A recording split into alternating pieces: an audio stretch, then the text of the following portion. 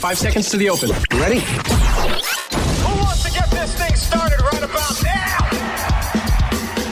Welcome to Follow the Money Weekly with your host, Jerry Robinson. Welcome. Not just some guru. Oh, really? Your host is an economist and a best-selling author. What an interesting news item. I'd better write that down. And just someone who likes to make money and help you to make money. Welcome to Follow the Money Weekly. And here he is, Jerry Robinson.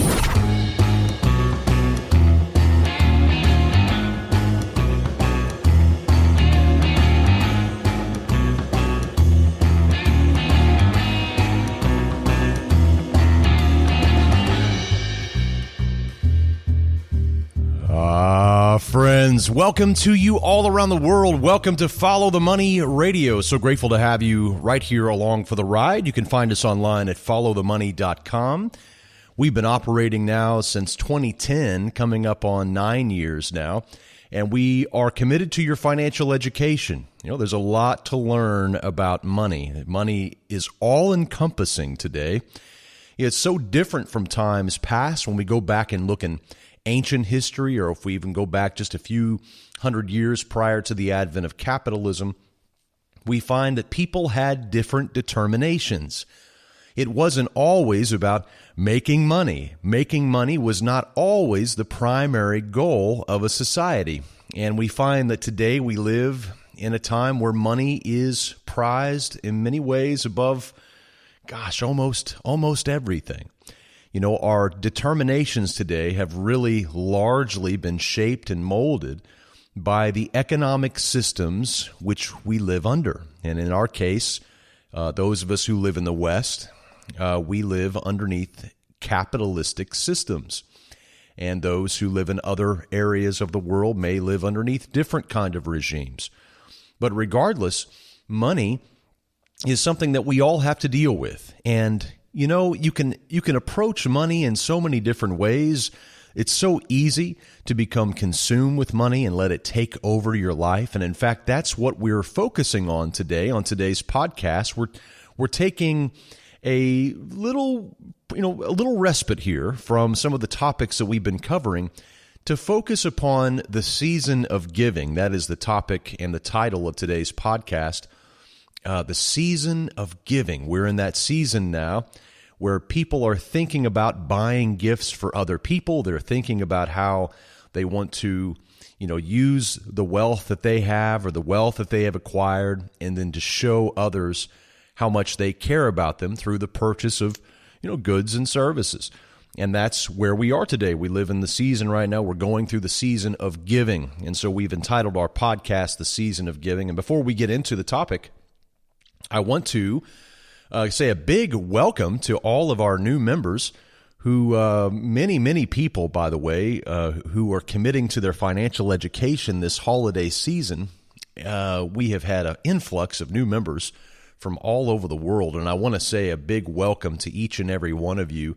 It's a great time to start learning or keep learning about money and about finances, and about how you can be a better steward and manager of the resources that you've been given.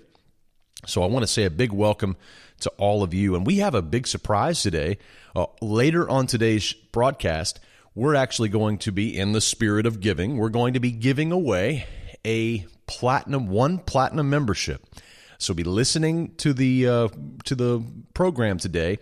Toward the somewhere, I'm not going to tell you where, but somewhere in the podcast, I'm going to make the announcement of how you can enter that drawing for a free 1-year platinum membership. That's $1,000 value, so it's a very, very powerful offer there. So be listening later in the broadcast for how you can enter for your chance to win a 1-year and annual membership to our platinum level of service. All right, so let's go ahead and dive into today's podcast because, again, we got to be honest. I mean, let's really be honest here. I mean, I'll be very frank with you. You know that many of us don't give enough, and giving has always been something that has been very, very important to me. But early on, I had a really hard time with giving, and the reason is because giving violates the law of money. it really operates according to a different law. It operates according to the law of grace. When we take money and we just simply give it away to someone else with no regard for getting anything in return, then we are really violating the law of money. I mean, money in our modern era is designed to be spent. It's designed to be spent. It's designed to be traded. But money was never envisioned by the people who created money, or in each society, whenever they create a form of money, it's never designed or specified that you would use money as a method of just giving it away. I mean, the idea of just giving away money just flatly contradicts the whole law of money. Money is not really designed to be given away. It's designed to be hoarded. It's designed to be saved. It's designed to be invested. It's designed to be spent.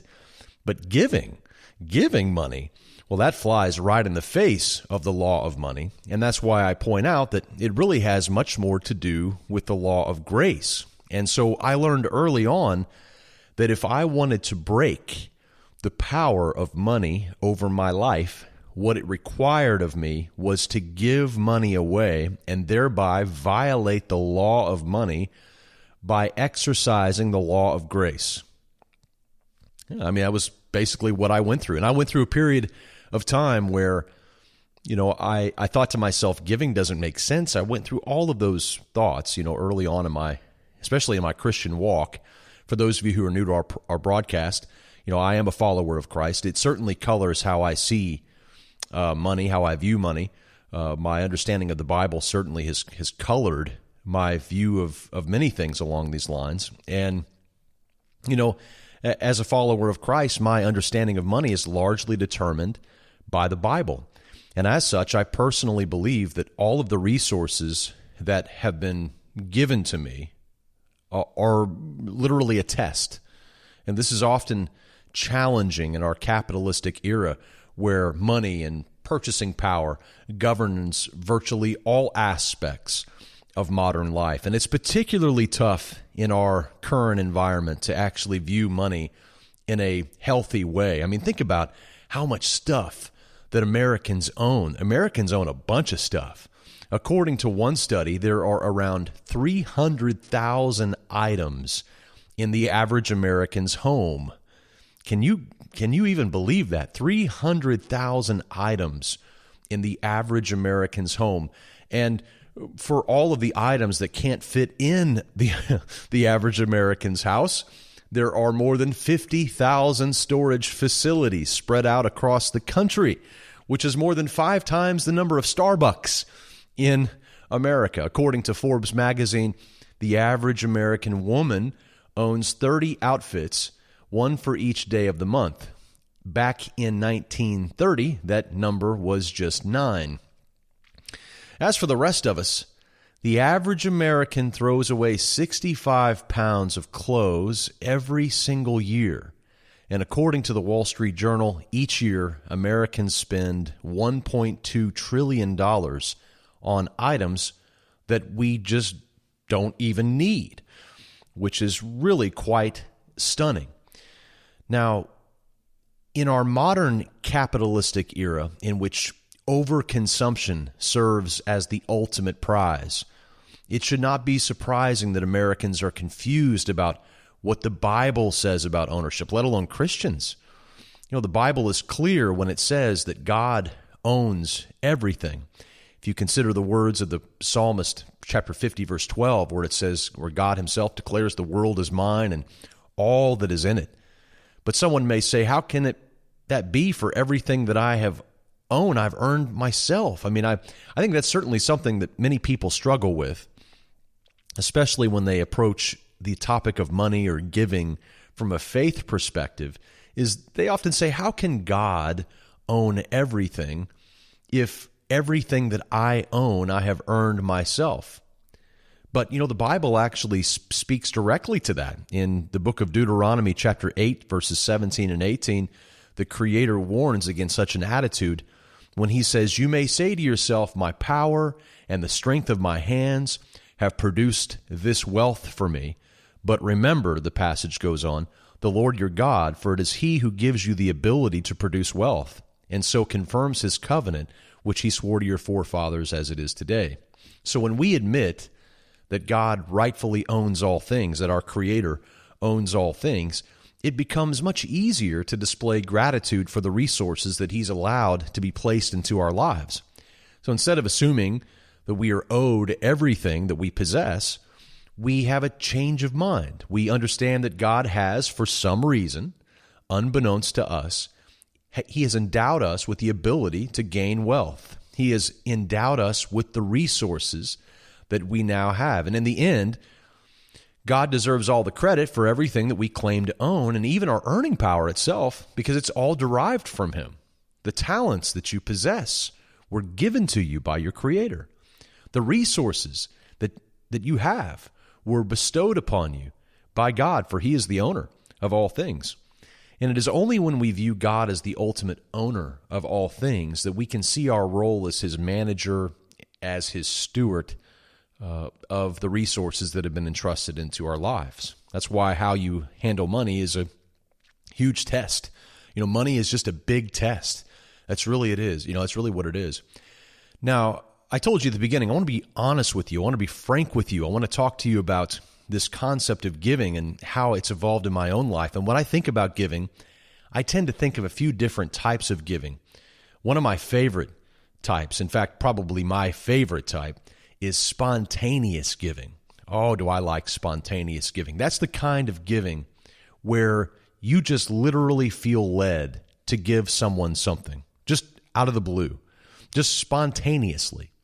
I've been in grocery stores. I've been in hotels. I've been, in movie theaters. I've been in different places, and I will sense the Lord just moving upon my heart to give something to someone else. Why? Because he has given me so much. And many of the things that I have, all the things that I have, don't really ultimately belong to me. They belong to him. So it becomes me being a good steward of the things that I have been given. And so spontaneous giving is something very, very powerful about it. Something very dangerous about it, even, in fact. I like it. It's my favorite type of giving. And I have so many stories of spontaneous giving over the years. I remember being at a restaurant. I'll tell you a couple of these stories. I remember being at a restaurant, and I was walking. It was one of these restaurants that had an indoor and outdoor seating. And I was walking out of the restaurant, and as I walked out, I saw a table with 3 people sitting at the table. There was an elderly woman. She looked like maybe she was a grandmother. And then she was sitting with a very young, maybe like a granddaughter. She looked like maybe she was 18 or 19 at the most. And then they had a small baby, looked like maybe a 2-year-old. And I could tell as I walked by that the 2-year-old was being a little fussy, and grandma looked pretty stressed out. And then the young daughter or granddaughter also looked very stressed. And I walked out, and I was with my family, and we just walked out to the car. And as I was sitting in the car, I could still see them. They were still in my view. And something inside of me said, go give that lady some money. And I thought, that's awkward. That's really awkward. I mean, I'm in I'm just leaving a restaurant. It seemed kind of awkward, but I've learned over the years to not disobey those kinds of commands when I receive them. I just consider them commands, to be honest with you. I feel like if I fail in these, that I make a mistake. And so what I did was I went ahead and I told my wife and kids to wait for a minute. I got out of the car. I pulled out money out of my wallet. I always keep some emergency cash for these types of situations. And I walked over to the lady, and I just laid the money right into her hand. And I said, the Lord bless you. He wants you to have this. And whenever I did, this lady just began to weep profusely, like something I had never seen. And she was very, very touched by what had happened. And I knew that I had obeyed. I knew. She told me thank you, and she looked me in the eyes, and she just gave me this look that was a knowing look. It absolutely solidified the decision that I had made. I knew it was a right thing to do. I remember being in a Walmart, and I saw a young mother. She was probably 25 or 30, And she looked like, she looked like she was pretty destitute. She had 4 children with her, all of them. They didn't look very clean.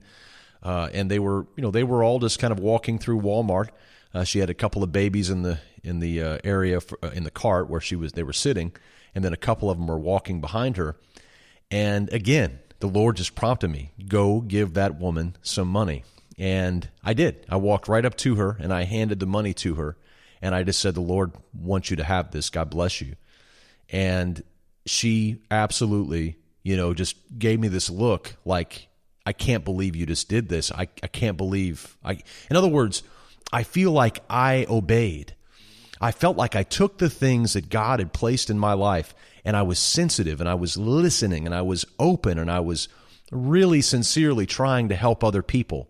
I wasn't out just to conquer. I wasn't just out to buy and consume and to use the money for my own purposes, but instead I was also looking for others that I could bless. And I love that attitude, friends. I can't tell you how excited I get when I start giving money spontaneously. It's something that is just amazing. I remember being in a hotel, and the hotel maid was coming into the room just as I was leaving. And I sensed something in my heart, said, give her money. And I did. I opened up my wallet and I gave her some money. And she just looked at me again every single time. I guess there's been a few times where people have just taken the money and not said anything, but every time, almost every time, you'll get a look in the eyes, a knowing that this was right. This is exactly what you were supposed to do. And this hotel maid absolutely broke down and said, thank you for this. Many people live paycheck to paycheck. They live in a place where they're hurting. And those of us who are not in that place, those of us who have been in that place but are not in that place currently, we can help others. I like to buy homeless people food and listen to their stories. I know I'm kind of weird like that. But you know what? There's so many stories that I have, so many faces that I can remember from spontaneous giving. But you see, the fact is that I've been there myself. When I was young, when I was 17 or 18 years old, I briefly found myself homeless. I mean, I was literally living on the kindness of strangers. That may be hard for some of you to believe, but that's where I come from. I was poor whenever I was a kid, and I was briefly homeless whenever I was 17 and 18 years old. I had nowhere to go. And I have been dirt poor. I've been unable to sleep because I was worried about money. I've lost jobs because my car wouldn't start in the morning. I remember how it feels to be poor. I remember how it feels to be desperate and destitute. I remember how it feels to be homeless. And so when I see those who are poor, when I see those who are in need, I want to help. And I don't feel that God has blessed me with all of the things that He's given me through the talents that He's given me, the resources that He's given me, the knowledge that He's given me, the wisdom that He's given me, simply to be used upon me and myself and I. But instead, He has actually called me to help those who cannot help themselves, right? So for that reason, many people today would say, well, you're not considered poor today. Well, I still identify with the poor. I really do. And I love spontaneous giving. As we move into the season of giving in Christmas of 2018, analysts are predicting that U.S. consumers will spend, the spending on the Christmas season will top $1 trillion. $1 trillion. It's really quite astonishing when you think about how much money we spend at this time of year. And if you just do a little bit of research, you'll quickly find that just a fraction of that amount, like maybe $30 billion a year, could help wipe out global hunger, according to UN estimates. But instead, rich people give other rich people gifts, and that takes precedence. And this brings to mind the words of Jesus when He said that the poor will always be among us. It's true, because no matter how rich we become, the poor are always with us. Have you noticed that? No matter how rich society becomes, no matter how wealthy the nations become, the poor and the homeless and the hungry and the destitute are always with us. The poverty-stricken remain. Yeah, this is just a fact. No matter what we do, the rich move into gated communities to escape the poor. The poor, quite frankly, the poor frightens the rich man. The Bible is very clear. In fact, the Bible even goes on and says in Proverbs chapter 22 that the rich rules over the poor. The rich rules over the poor. This is a fact of life. The rich always oppress the poor in every society, in every generation, going back to time immemorial. The rich man rules over the poor man. The rich often despise the poor. They look down on the poor. And this is a true statement. This is exactly the situation that we find ourselves in. And so the ongoing presence of the poor stands as a perpetual witness against the rich. You know, the Bible speaks directly about that in the book of Matthew, chapter 25.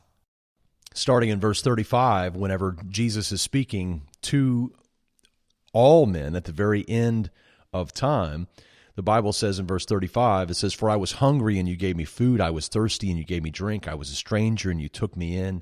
Naked, and you clothed me. I was sick, and you visited me. I was in prison, and you came to me." And this is exactly what the question is that is asked to the rich by the poor.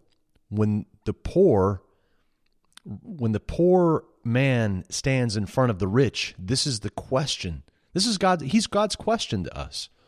The rich tries to avoid these questions. In fact, whenever King Jesus goes on in later in that passage, he talks about those who did not help the hungry. He says, "I was hungry and you gave me no food. I was thirsty and you gave me no drink. I was a stranger and you did not take me in. I was naked and you did not clothe me. I was sick and in prison and you did not visit me." And those who are rich and those who have been stingy towards the poor, it tells us in verse 44, they will ask the Lord. They will say, "When did we see you hungry? When did we see you thirsty? When did we see you as a stranger or naked or sick or in prison and we did not minister?" When did that happen? And he says in verse 45, "Well, verily I say to you, since you did it not to one of the least of these, you did not do it to me." In other words, whenever we help the poor, whenever we reach out to help the destitute, God says we are helping him. The Old Testament says that he who gives to the poor lends to the Lord. It's very powerful. From my reading of the Bible, God is a defender of the poor. You never hear Jesus say, "Woe to you who are poor," but instead, "Woe to you who are rich." Christ identifies with the poor. He is on their side. Christ himself was born in poverty, in an animal stable, in a manger. And this is the time of year when we all remember that. That God hears the needy is evident in the fact that he came to the needy.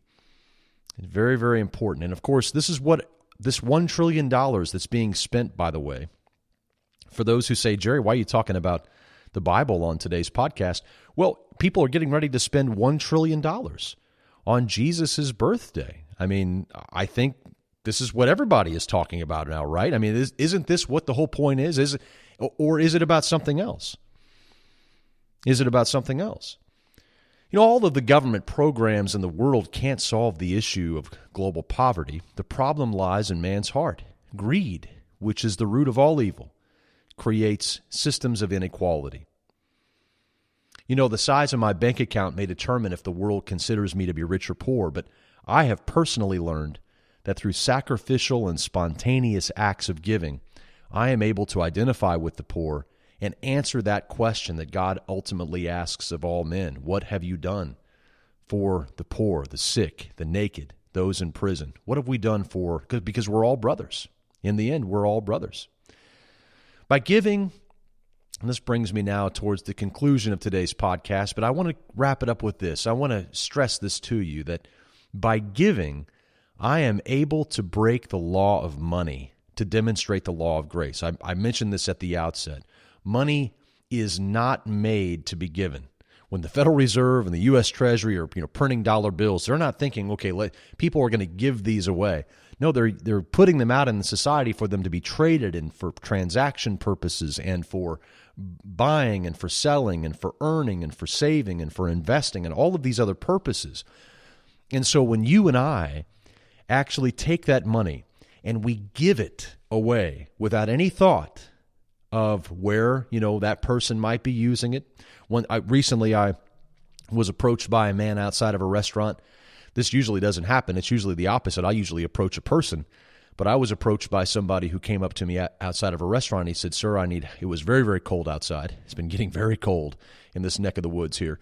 And somebody came right up to me and he said, "Sir, I'm hungry. Do you have a couple of dollars?"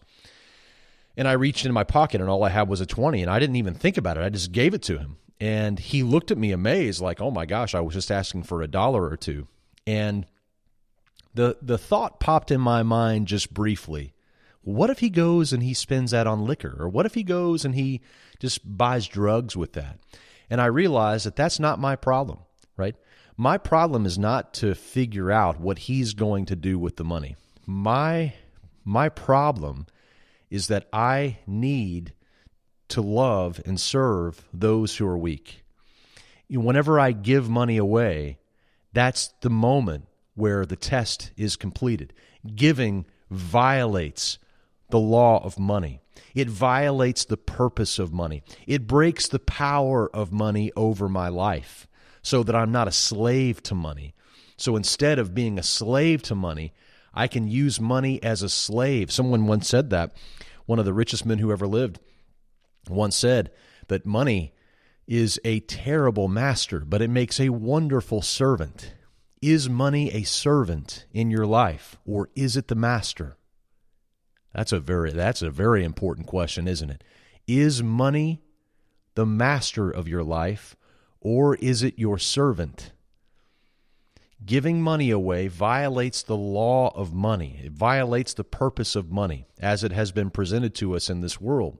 However, when we violate the law of money by giving, we break the law of money in preference to the law of grace. No longer does that greed have a total stranglehold on our lives. This is the season of giving. This is the time to be thinking about how we can help others.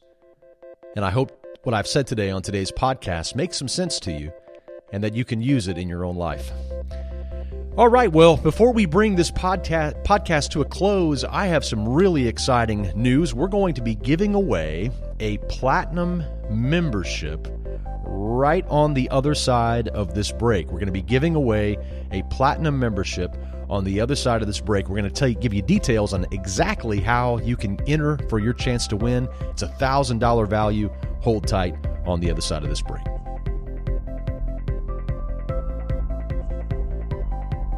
I can still remember the day that I traded my very first stock. It was in late 1996, and I was devouring as much information as I could find on stock investing and especially stock trading. Today, 22 years later, I have not only learned to trade successfully for both fun and profit, I have also helped thousands of traders just like you take their first steps towards investing and trading success.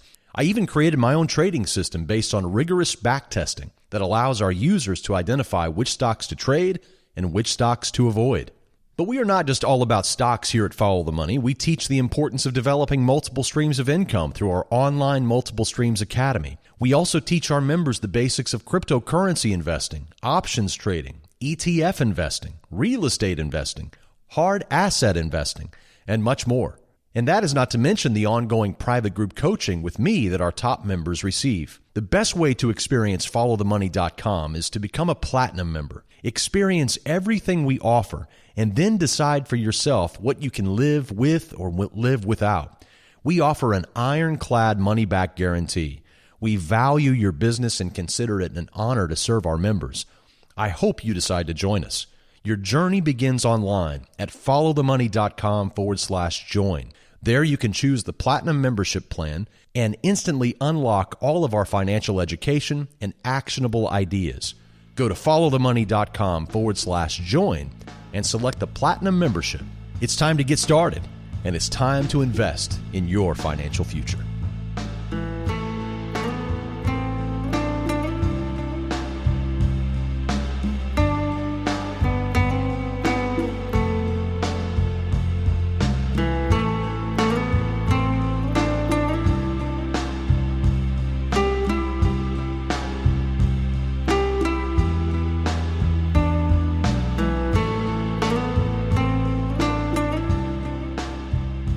All right, friends, welcome back to the program. Great to have you here. Thanks for sticking around. Now we are going to give away a 1-year platinum membership to one very lucky person. And let me tell you how it's going to work. Basically, all you need is a cell phone, and you're going to text the word giving, G-I-V-I-N-G, text the word giving to 50597. 50597. Simply get your smartphone, text the word giving to 50597 for your chance to win a platinum membership. You know, every single week I talk to students on the phone, helping them move forward in their dreams to trade stocks, trade ETFs, get involved in options trading, whatever the case might be, even help people with real estate investing over the years. It's been fantastic seeing lives change right here at Follow the Money. And some of you say, you know, I want to take the next step. I want to really move into the area where I'm starting to see some life changes in my finances, that I'm stuck where I'm at and I need to move forward. Well, this is a great way to get started. A platinum membership, which is a $1,000 annual value, we're giving away one right now for free. And we're going to announce the winner on next week's podcast. So once again, text the word giving to the number 50597, and you will automatically enter for a chance to win a 1-year platinum membership. And of course, we will alert you to who won on next week's podcast, and we'll notify you directly by text. All right, friends. Well, that brings us to the end of our program. Thank you so much for tuning in this week and letting us be a part of your life. It is an honor and a privilege to be a part of your life right here on this podcast. And as always, I leave you with this final word, this time taken from the book of Luke, chapter 16, verses 10 and 11, where Jesus says, "One who is faithful in a very little is also faithful in much, and one who is dishonest in very little is also dishonest in much. If then you have not been faithful in the unrighteous wealth, who will entrust to you the true riches?" And that's just something to think about. One more comment before we bring our podcast to a close is that we don't typically talk too much about the Bible on this podcast. For some of you who are new, you might think, well, is this a Bible podcast or a financial podcast? Well, we normally talk about financial topics almost exclusively. But today we wanted to take a break to talk about the season of giving. For those of you who enjoy our Bible teachings and you want more of them, we are going to be launching a brand new monthly Bible teaching in the year 2019. Our very first monthly teaching will begin in January. Those will be 1-hour teachings online that you'll be able to participate in. Stay tuned and be watching your email inbox for more details on those upcoming Bible teachings. Remember, friends, when you want the truth, just follow the money. Have a safe and prosperous week, and we'll see you right back here next time. Until then, God bless.